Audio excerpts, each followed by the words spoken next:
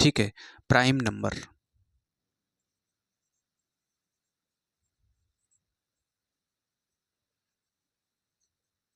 अभाज्य संख्या, prime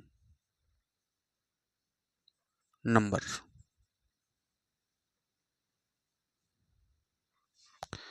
prime number, अभाज्य संख्या क्या होती है दोस्तों, वो समझते हैं। ठीक है। बेस संख्याएं जिनके केवल दो गुणनखंड हो, है ना।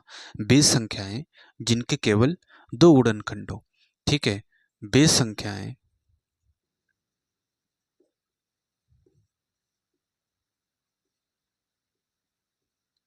जिनके केवल दो गुणनखंड हो,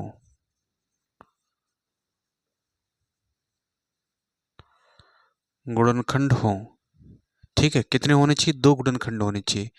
एक तो स्वयं से कटे,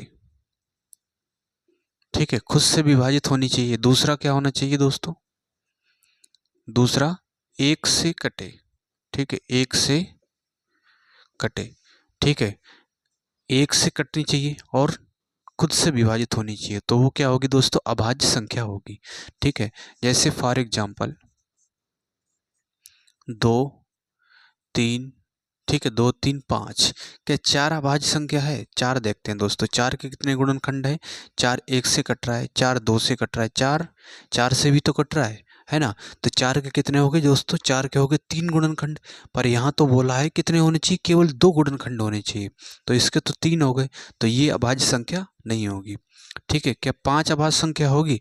पांच एक से कट रहा है, पांच पांच से कट रहा है ना। तो इसके दो गुणनखंड हो गए। क्या बोला है उसने, एक तो स्वयं से कटे। क्या पांच पांच से कट रहा है, स्वयं से कट रहा है, बिल्कुल सही बात है।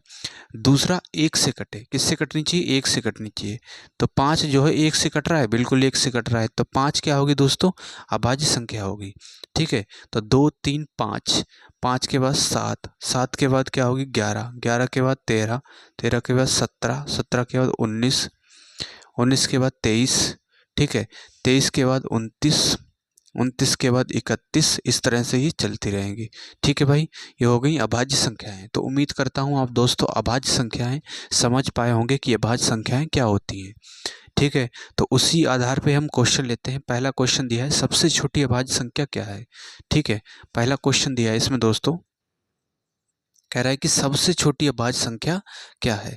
तो बताइए दोस्तों, पहला ऑप्शन दिया है 1, दूसरा बी दिया है 4 और सी वाला दिया है 3, डी वाला दिया है 2। ठीक है। तो सबसे छोटी अभाज्य संख्या क्या होगी, डी वाली होगी, है ना। दो सबसे छोटी अभाज्य संख्या, यहाँ पे देखिए दोस्तों कितनी है, 2। तो इसका डी वाला सही होगा, दो सबसे छोटी अभाज्य संख्या है।